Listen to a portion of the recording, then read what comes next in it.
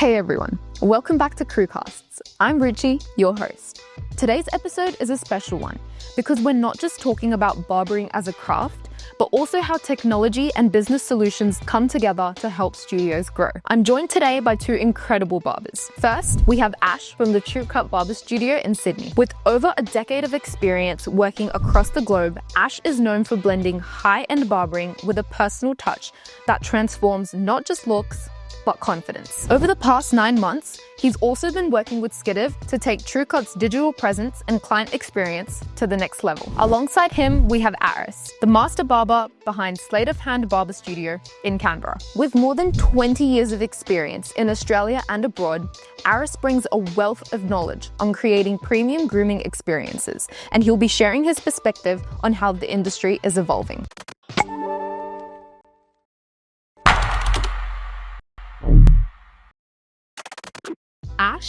Aras, thank you so much for joining us today. Would you like to introduce yourself and talk about, your experience in the whole barber industry and where you came from and how, you developed this interest? Yeah, sure. So I'm Ash, 34 years old. Been a barber for 15 years. And now I'm running my own business called Cut Barber Studio in Sydney. But no, I've heard a lot of amazing things about your studio and your business. And I've also seen some very amazing work. Oh, you're happy with this hairstyle? Yeah, no, it looks very good. Very impressive. So, Aras, did you have anything to add about your experience or? Yeah, I've been in the industry about 25 years almost, and it's maybe too long. But I'm blessed to work in 3 different countries. I born and raised in Iran, in Tehran. Then I moved to Malaysia and Kuala Lumpur for a vacation. I end up to get some job offers, so I end up staying there almost 7 years. And then after that, I get back home for a year and a half. Then I got a job offer for Canberra. Then I moved to the beautiful city of Canberra.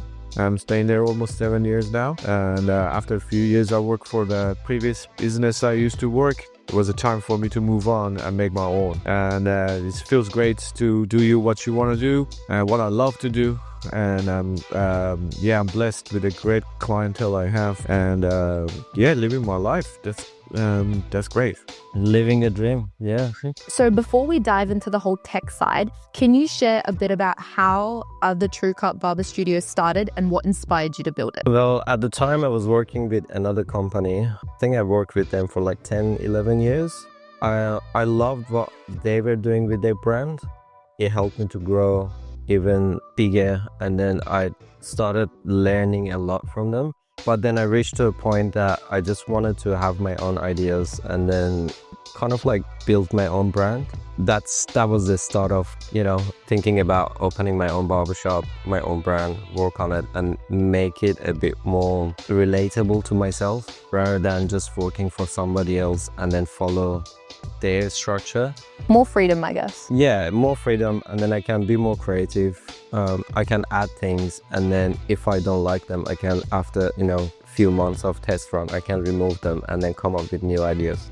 I think that's the whole thing about, it's the joy of running your own business. You can be more creative, you can test out a few things. You can always make it more, like you can be a perfectionist in your own business, but when you're working with others, like other companies, you always have to follow a certain their structure, their rules.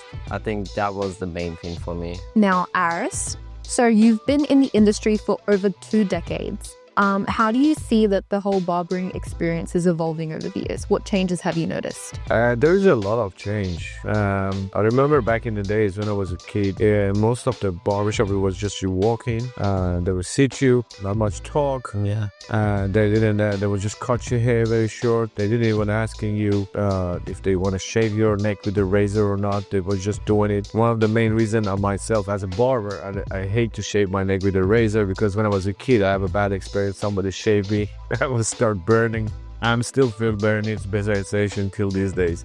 But nowadays it's definitely different. There is a lot better tools. The tools change. the type of service change. The hygiene is changed a lot drastically. Back in the days, hygiene was a big issue. It was lots of people getting their problems with the skin and scalp problems, but these days it's a lot. It's massively different. Everyone care about these things. Plus, like I remember when I started, we was doing it still we was working with the appointments, but everything done by the phone and pen and paper. But these days, none of my clients even call the shops. Very hardly somebody call the shop if in case some inquiries happened. Rather than that, everyone goes online, find their spot, the specific service they like, and even they can pay online, or they can buy a gift voucher and give it to someone. And plus, like with the Google, SKDIV is like people you can find you easier, reach you out, find about your services, find who's working there, what type of service they provide. Yes. Then it's like even what type of drinks you're serving, You can put as many information as you want. It's like pretty much getting what they call it, endless opportunities. You can add on product selling and other stuff added. You can use it on your platform, or you show what you're doing to other people. They find you and come over to the shop. And it's massively different. It's the past 25 years of working and this 44 years of living in this world, things change drastically. So and about the tools as well, barbering tools change a lot. And I remember still when I was a kid, I was using the hand clippers, the manual ones. The manual ones. The scissor type change. It was all not sharp. It was making a noise. And like old school. Now you can spend a lot of money on your scissors. It's like a chef knife. My scissors cost me around $3,000. $3,000. They are Japanese handmade, and it's like the with a pair of scissor and a thinning scissor. It costs around that. But it's tools of trade. Scissor is your main tool with barbering because you're using it with every client. And if something is not right with that tool, it's just gonna make your life hard, right? Yeah. But is there really that much of a difference? Oh, look, absolutely. So imagine if you're getting a haircut in a hairdresser shop, right? While they're cutting your hair, and you can feel the scissor like pulling your hair. That feeling. It's just not comfortable, right? And then instantly you start questioning them. Are they professional? Like, are they investing money on their tools? So it kind of like impacts the whole experience. No, that makes sense. So now let's talk about the business challenge. Let's start with Ash. So before you started working with SKDIV, what were some of the biggest challenges you faced in terms of visibility, bookings, or connecting with clients online? Well, it was hard for me because as a barber, I started my business just by myself. So I was the only barber in the shop. Being busy with clients every day, you don't really have time to pay much attention in your online presence. I think my biggest challenge was to know how to target my clientele, the type of clientele that I want to bring into the shop. Obviously, we are more like a high-end place. It's not like a fast haircut, 10 minutes in and out. We spend half an hour, 45 minutes with clients. And sometimes it's hard to put your image out, the right image out for people to see what you're exactly doing in your shop and what sort of services you provide. I think that was my biggest challenge, to just bring in the right people and having that opportunity to showcase my skills, the environment that we are working, the services, the quality. I think that the website really helped me to show what we're doing in the shop. So adding on to that, Aras, do you feel like having a polished digital presence like what SKDIV delivered for Ash is now becoming essential for barbers to stay competitive in the market? 100%. Nobody can deny how much the digital market these days it's important, and brought attention to the people to try new things. Everyone knows the massive effect of the Instagram, TikTok, that sort of things. And lots of people I see that, especially younger generation, they come and say, oh, I saw this in the TikTok, or even they learn haircut from the TikTok. So I want this TikTok haircut. Yeah. Then I was people, but which is great. It had some issues with it, like people it's unrealistic compared to the hair type they have, or compared to their personality, or they see only a photo. It's because a photo is a capture of a moment. In that moment, it's like the hair maybe looks fantastic, but in real routine life, daily routine life, is not gonna work. It depends on the situation. Like if it's student, who cares? It's fine. But if it's like a work, especially like in Canberra, lots of people work in the government business. They're high end. So they need a proper presence, especially if they go in front of the camera. They need to be presentable for a stage and for the type of people they working with and stuff. But 100% nobody can deny that how important it is to advertise yourself in the right direction, and that direction takes your business to a different level. No necessarily 50% of the job normally done by the digital. The other 50% is up to the hand of the barber and the barbershop. You deliver the service people expecting, and make them like a loyal clientele to keep coming back. And as I said, it depends of your business type. If you are a walking shop, is a different. If you are like a higher end type of service with the appointments, is a different. But it's a big platform, endless opportunity, and lots of people, as you said, even yourself looking, even myself, I'm looking how other people works, and what can inspire me to do better. And so it's a great, and that's what they call social media. Yeah, social media. It's such a big thing nowadays. Like, even when I get my hair done, first thing is TikTok, best barber studio, best haircut studios in Sydney. And especially with my hair type, I have like curly hair. My hair's naturally curly. This is straightened. So I have do you know about curl types? Yeah, like 2B, 2C. So it's relatively curly, and there's not many studios in Sydney that are specifically targeted towards curly hair. So I feel like if you have that strong digital presence that, displays your brand towards the right target market, that can really help you in terms of gaining clients. Yeah, that's an issue with men too. We get a lot of men coming in with curly hair, and before they come in, they normally call or send an email or reach us on Instagram just asking if we can cut curly hair. Because it's very different. You would know. It's very different. It's a different cut. You use different products, and then it's kind of like depending on their face shape, their hair type, there's whole different world. The curly hairs. We have different type of curly hairs. We have African curly hair. Here we have Middle Eastern type of curly. We have Caucasian type of curly. And it makes a difference too how to cut them. And the people, they want to do the perm, like what you said. I received a lot of calls about it, and people asking, are you doing the perm? I say, no, we don't do that here. But mainly I'm not doing it. I know how to do it, but I'm not doing it because of the time consuming, plus it's the scent happens in the shop. It makes a lot of smoke, right? Yeah. The what is it called? The formaldehyde. What is it called? I think they... when you do keratin, there's like the smoke that's released. Yes. Formaldehyde. It's like, I know. Cancer causing, I don't know what it is. Yeah.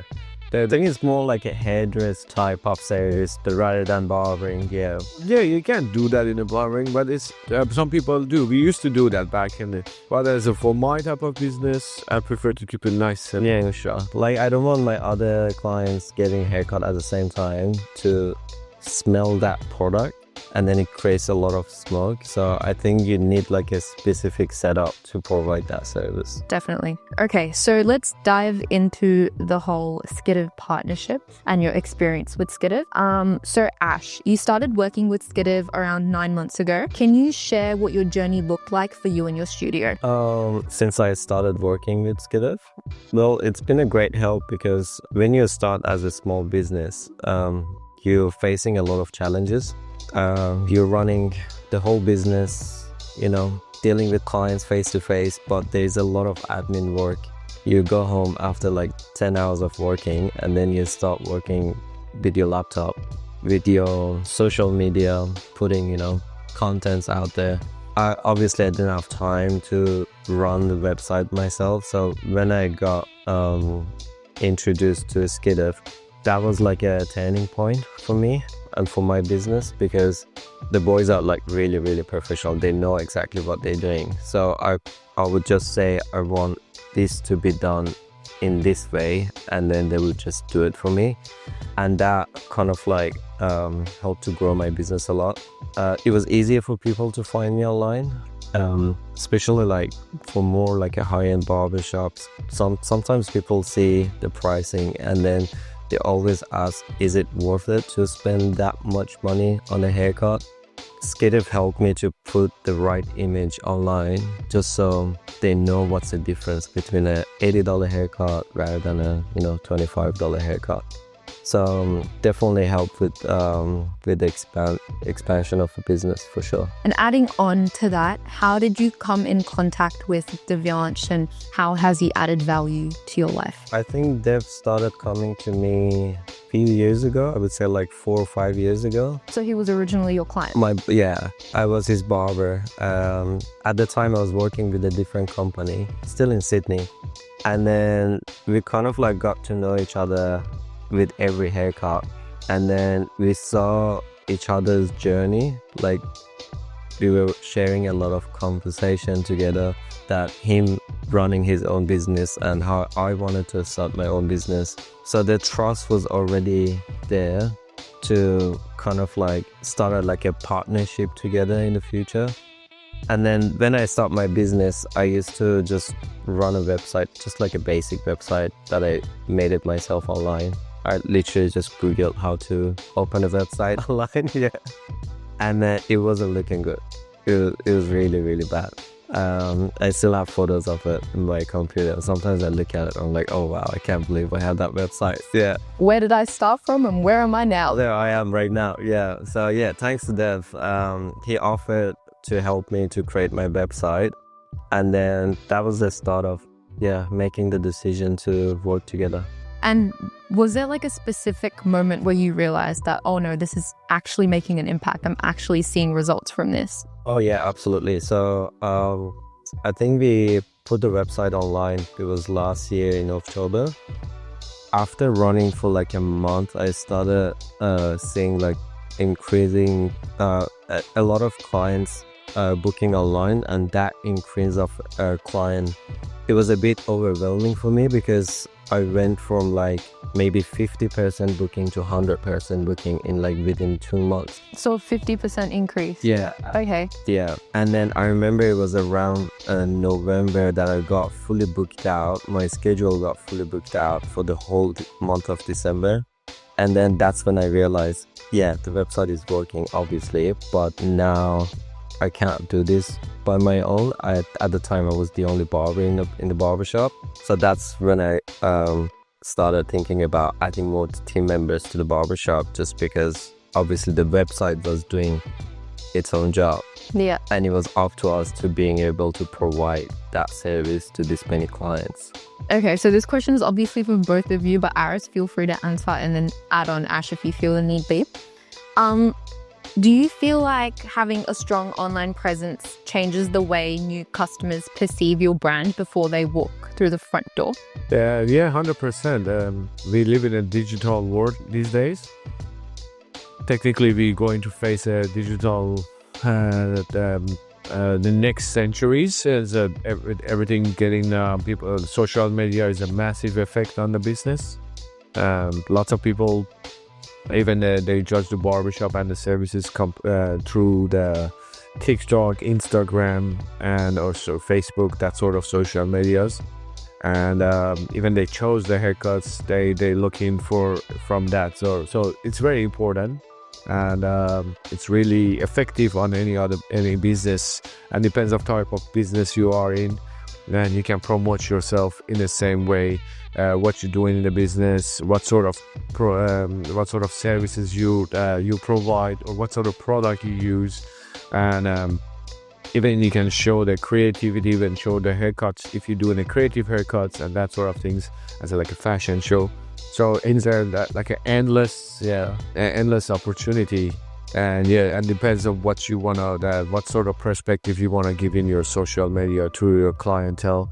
And you can be very creative up to that. Yeah. As we all know, you guys are very experienced in this industry and you've been in this industry for more than 10 to 15 years. So what advice would you give other barbers or small business owners who are considering to invest in their digital presence? It's your resume. You have to put it out there. Like, if you don't join the whole social media race, you're going to be left behind. Hope you enjoyed part 1 of today's podcast with Ash and Aras, but we're just getting started. In part 2, we dive deeper into their life lessons, the challenges that shaped them, and the advice they wish they knew earlier. Trust me, you don't want to miss what's coming up next.